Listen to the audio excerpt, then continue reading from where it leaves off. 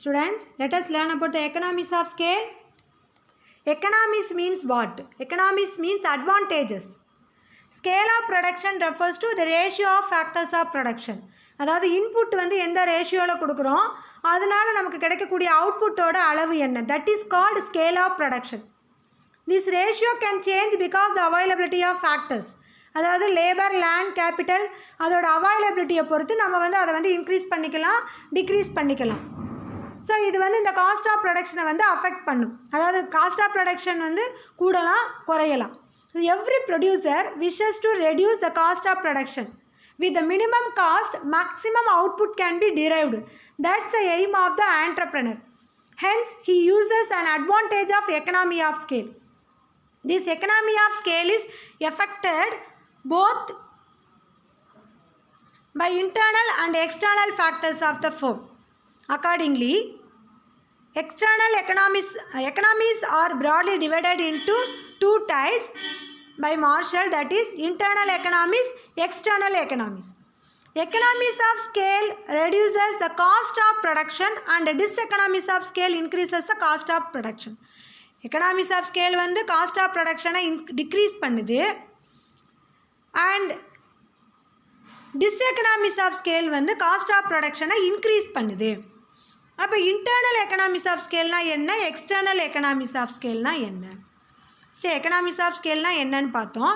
Economics of ஸ்கேல்னால் advantages, அந்த advantages அப்படின்னா economics of scale. டிஸ்எக்கனாமிஸ்னால் disadvantages. அப்போ அட்வான்டேஜஸ்னால் குறைவான காஸ்ட்டில் நம்ம அதிக அளவில் ப்ரொடக்ஷன் பண்ண முடியும். டிஸ்எக்கனாமிஸ் ஆஃப் ஸ்கேல்னால் அதிகமான செலவில் குறைவான அவுட்புட்டை கொடுக்க முடியும். ஸோ இதுதான் அந்த ரெண்டுக்குள்ள difference. Let us see the internal economies of scale. The term internal economies of scale refers to the advantages enjoyed by the production unit which causes a reduction in the cost of production of the commodity. அதாவது internal எக்கனாமிக்ஸ்னால் ஒரு ஆர்கனைசேஷனுக்குள்ளே இருக்கக்கூடிய அந்த production யூனிட்னால் அந்த ஃபேமுக்கு advantages கிடைக்குது. அந்த அட்வான்டேஜஸ்னால் cost of production for per commodity வந்து கம்மியாக இருக்குது. ஒரு பொருளை உற்பத்தி பண்ணக்கூடிய செலவு, that is average cost. Average cost for product வந்து குறைவாக இருக்குது. That is called internal economies of scale. So internal economies of scale arises within the organisation, within the production unit.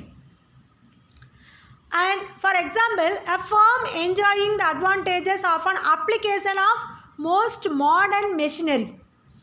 அதாவது வெளிநாட்டில் இருந்து ஜப்பான்லேயோ இல்லை ரஷ்யாவில் இருந்தோ நிறைய வந்து நம்ம ஃபேமுக்கு தேவையான மெஷினரியை வந்து இம்போர்ட் பண்ணுறோம். And then generation of internal கேபிட்டலை அதிகரிக்கிறோம். And improvement in the managerial skill. அதாவது நிறைய வெளிநாட்டில் இருந்து மேனேஜீரியல் ஸ்கில் உள்ள பெர்சானலை கூட நம்ம வந்து அப்பாயின்மெண்ட் பண்ணலாம் எம்டியா. Or share to reduce the cost of production. அப்போ இது வந்து நமக்கு வந்து நம்ம அதிக அளவில் அதாவது மாடர்ன் மெஷினரியை கொண்டு வரணும், ஜென்ரேஷன் ஆஃப் இன்டர்னல் கேபிட்டல் இருக்கணும், and then improvement in managerial skill. இது எல்லாமே நம்மளுடைய காஸ்ட் ஆஃப் ப்ரொடக்ஷனை வந்து ரெடியூஸ் பண்ணும். இதனால் நமக்கு வந்து அட்வான்டேஜஸ் கிடைக்கும். அப்போ குறைவான செலவில் அதிகமான அவுட்புட்டை கொடுக்க முடியும்.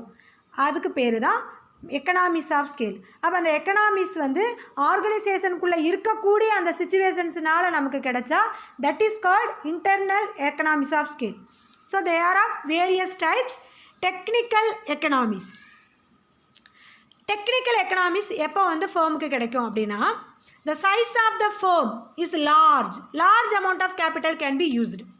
There is a possibility to introduce up-to-date technologies. This improves the productivity of the firm. Here research and development strategies can be applied easily. If the firm is large